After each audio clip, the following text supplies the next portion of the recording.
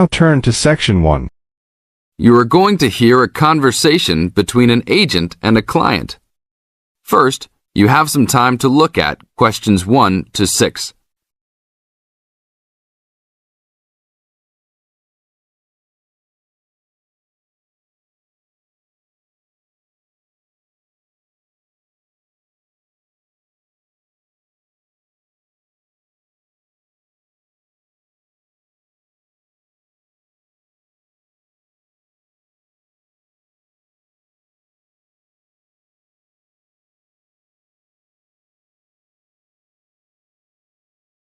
Now listen to the tape and answer the questions. 1 to 6.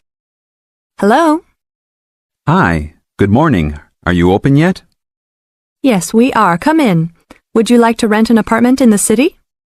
Well, kind of. I'd rather rent one near the harbor if possible. Oh, okay. Do you like the water? Yes, I do, but I actually repair sailboats for a living. So I'd like to be close to work. That's understandable.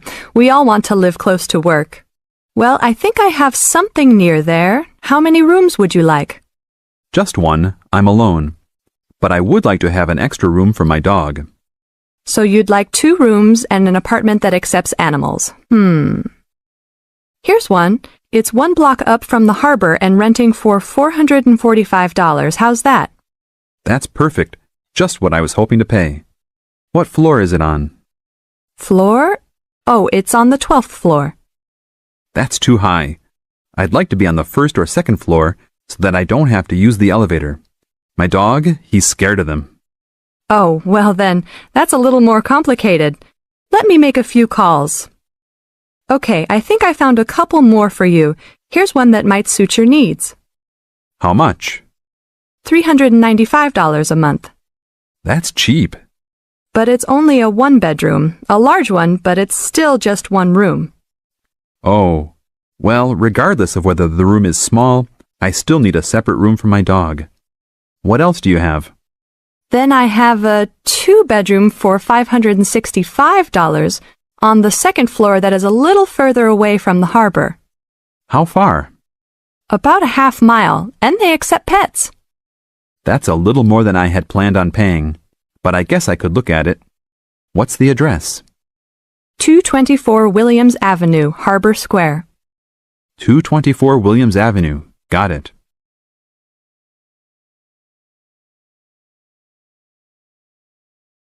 Now look at questions 7 to 10.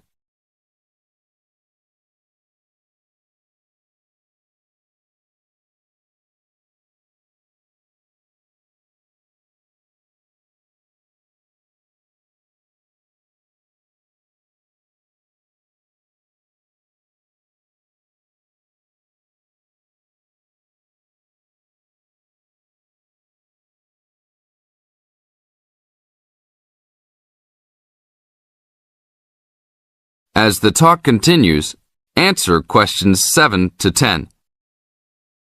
What else is included? Let's see, it has a washer and dryer, refrigerator and stove, a bed, dressers and shelves, and access to a swimming pool, game room, and gym. Ooh, I'll definitely take a look. Hi, how did you like it? It's great. I love the amenities, but the bed and furniture are awfully dirty. Can they replace those before I move in? Sure, that shouldn't be a problem. Anything else? Yeah, I didn't see anywhere to park my car. Is there a parking lot in the basement? Yes, there is. Would you like to rent a space? No, I'd like that to be included in the rent. Oh, well, I'll see what I can do, but I can't guarantee that. Do you want to take it anyhow? If those 2 issues were solved, I would love to take it. That is the end of part 1. You now have half a minute to check your answers.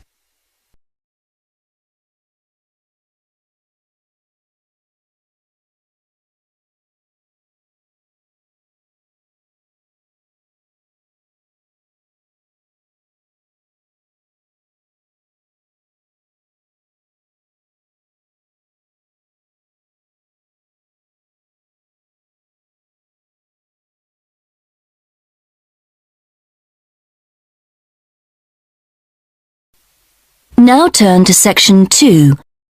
You will hear some information about a medical museum in London called the Hunterian Museum, which is part of the Royal College of Surgeons. First, you have some time to look at questions 11 to 15.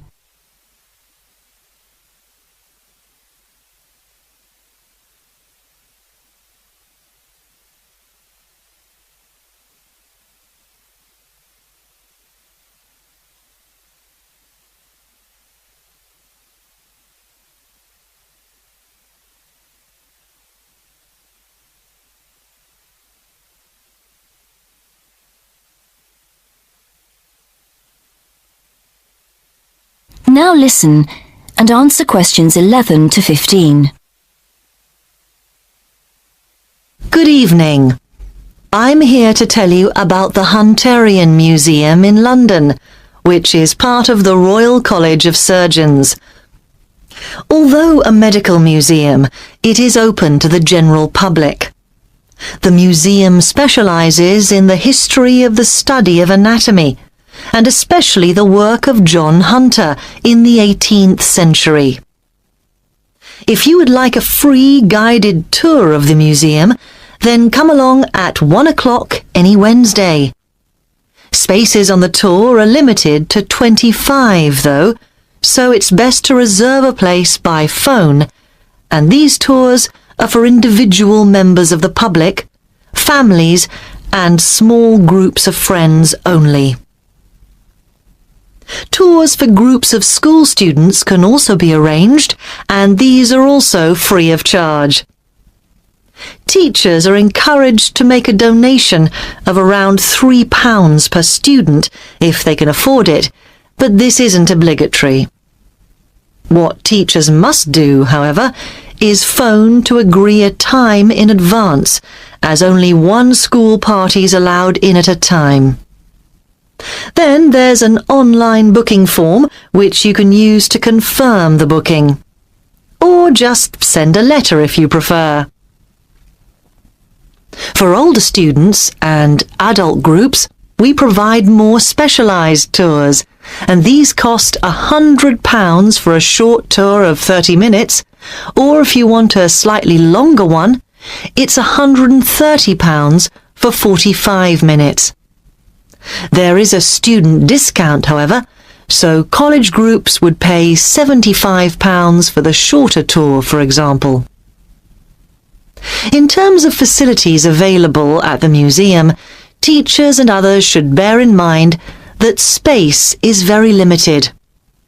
As we're in the centre of London, with many cafes and restaurants nearby, refreshments aren't sold on site, though there is a small shop selling souvenirs. Most of the things on show in the museum are preserved animal specimens in glass cases, so there are no interactive displays aimed at small children. And our tours are only in English, although there is printed material available in other major languages on request.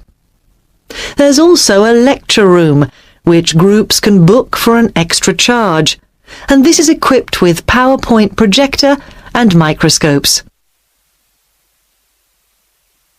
Before you hear the rest of the presentation, you have some time to look at questions 16 to 20.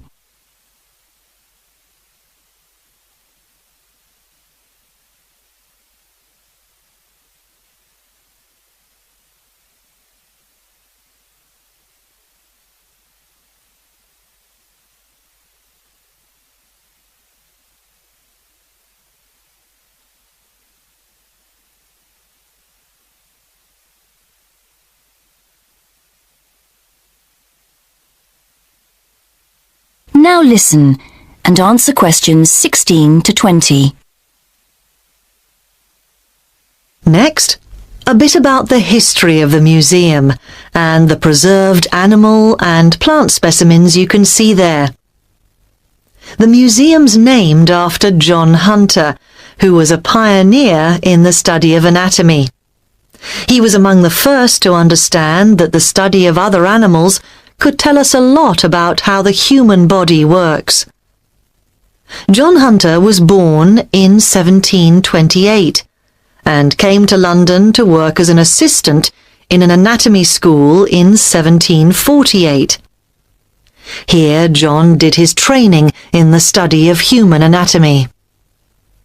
It was after 1760, however, that he turned his attention to animals.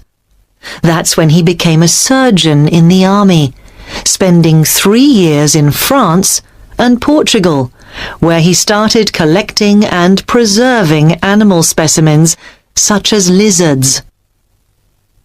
On his return to London in 1763, Hunter set up in private practice and started to build up his collection of specimens.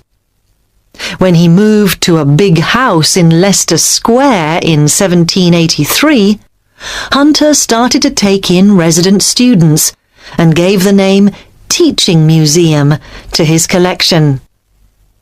By the time of his death in 1793, Hunter had collected specimens from all over the world, including the first kangaroo to be seen outside Australia. He had 14,000 different exhibits, with 500 species of plants and animals represented. And many of these specimens can still be seen in the museum today, because in 1799 the collection was purchased by the government, who presented it to the Royal College of Surgeons. And they've been looking after it ever since, which is why the Hunterian Museum is located in their building in London to this day. That is end of section 2. You now have half a minute to check your answers.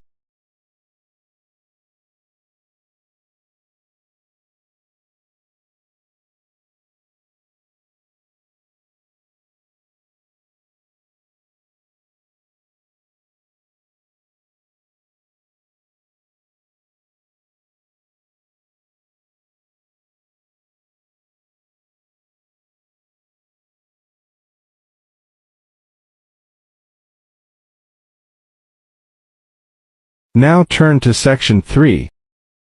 A discussion between two students and their tutor. First, you have some time to look at questions 21 to 25.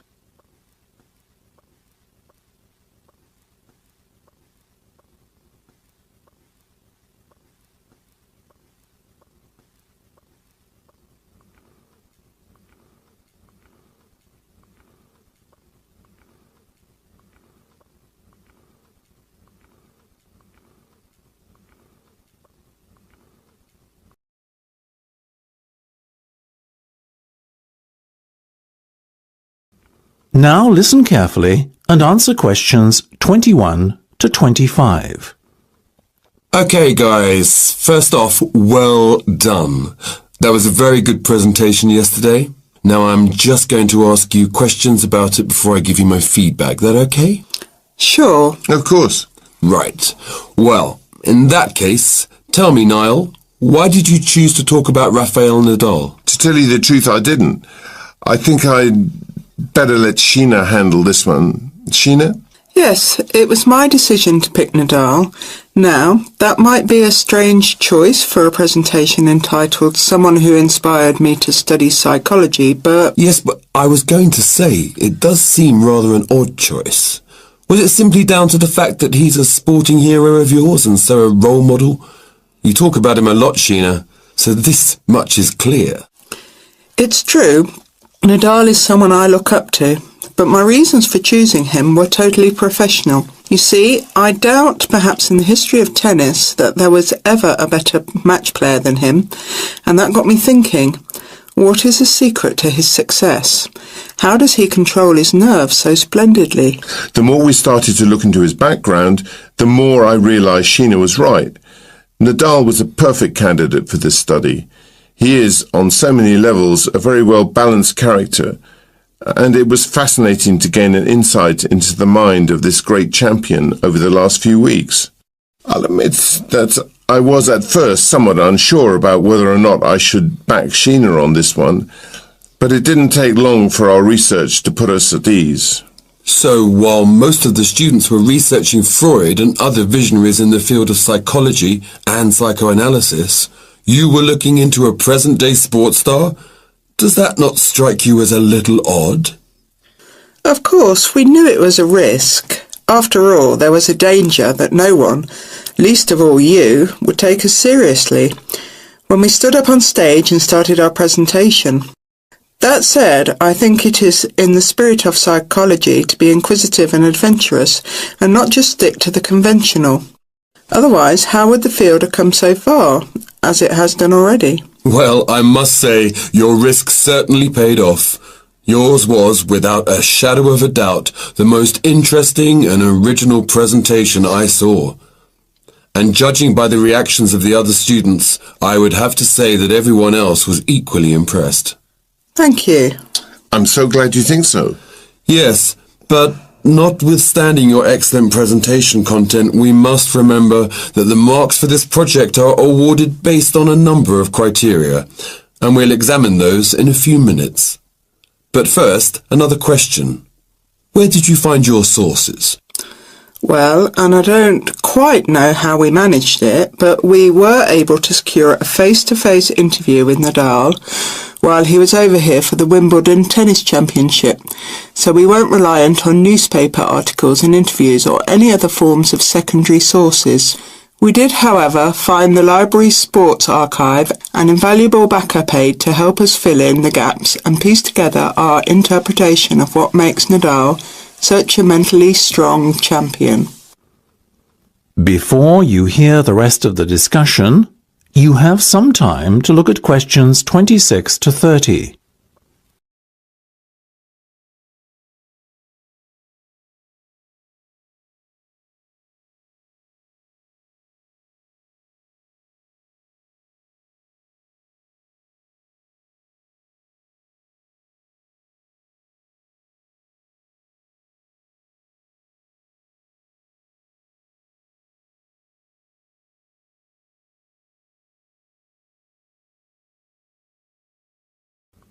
Now listen and answer questions 26 to 30.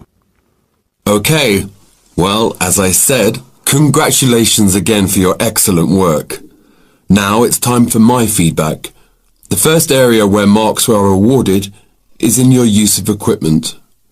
I felt that had you not been a little too reliant on the overhead projector, and had you, for example, used the interactive whiteboard and audio equipment a little more effectively, you would have received top marks in this section. As things stand, though, your use of equipment was still very satisfactory. It's just a shame as it was an opportunity missed to score full points. The next area I was asked to assess is content. As you might have guessed, I simply can't fault you on that. Highly original work, so well done. As for your timing, I felt that the two of you were a little too over-rehearsed, so the presentation felt, at times, a little robotic. That said, again, it was very satisfactory, and you would get full points for effort. Sadly, though, there is such a thing as trying too hard, and that cost you top marks here, I'm afraid. Oh, I see. Right. What was particularly impressive, though, was the thick handout you'd prepared for everyone. I took it home to read through it afterwards, and it was very well written. But not alone that, it also enhanced my experience of the presentation itself on the day, as I was able to refer to the handout for further information on what was being discussed and to answer any questions I had. Very nice. As for your level of interaction, well, you had so much that you were intent on packing into your 20-minute time slot that sadly you run out of time at the end, which left no room whatsoever for interaction, and no one had the chance to ask you any questions. You've probably guessed, therefore, that you did worse than average in this department, and unfortunately, your score will have to reflect this. Oh my goodness, everything sounded so positive at the start. That is a big disappointment. We worked so hard. Now, don't be so quick to get deflated. Remember, your presentation skills only count for 15% of the project grade. Your score in this assessment, even if it were terrible, would still not be enough to prevent you from getting top marks overall. It's very hard to score well in the presentation assessment anyway, so believe me, you both did reasonably well. Thank you. I wish I felt like that. Yes, your feedback was very constructive. We're just a little disappointed with ourselves. Why? That's the end of section 3. You have half a minute to check your answers.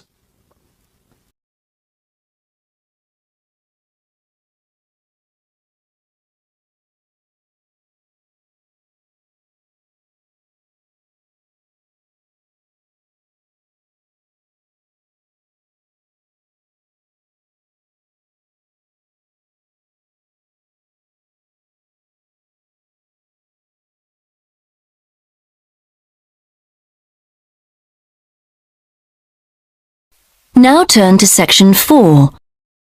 You will hear part of a lecture about the wildlife on Christmas Island in the Pacific Ocean.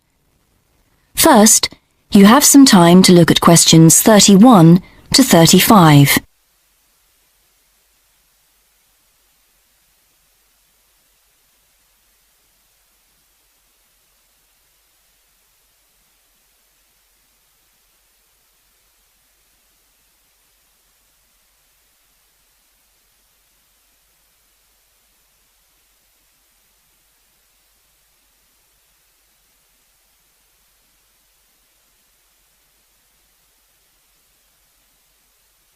Now listen and answer questions 31 to 35.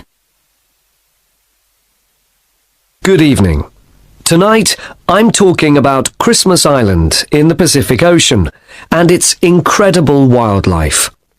First of all, let me explain that Christmas Island is a remote tropical island about 2,600 kilometres northwest of Australia, covering an area of 135 square kilometres with 73 kilometres of coastline. Around 85 square kilometres has now been made into a national park by the Australian government in recognition of the island's unique and threatened wildlife.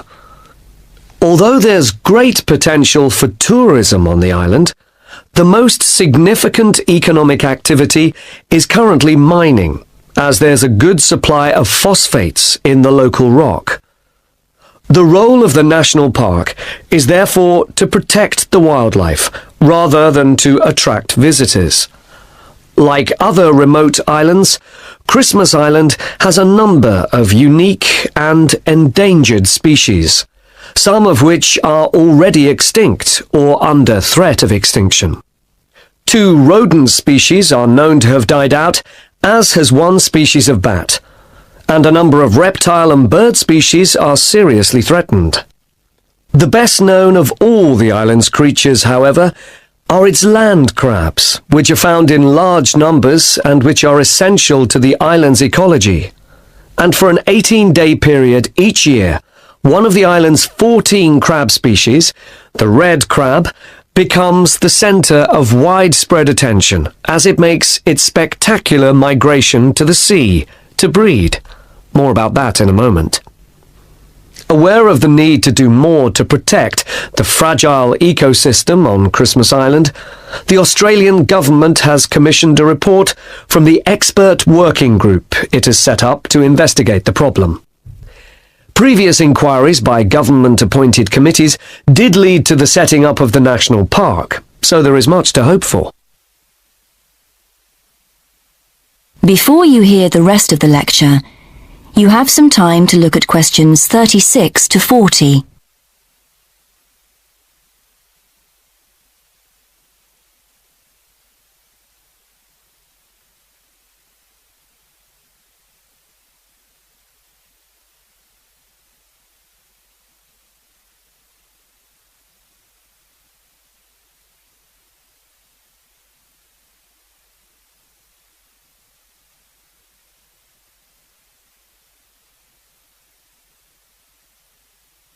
Now listen and answer questions 36 to 40.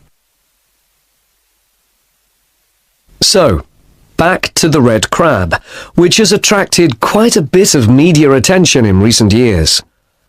The red crab is found all over Christmas Island and is vital to its ecosystem. Although they do sometimes eat snails and other smaller creatures, the crab's diet is largely made up of leaves, with the addition of flowers and seedlings when these are available.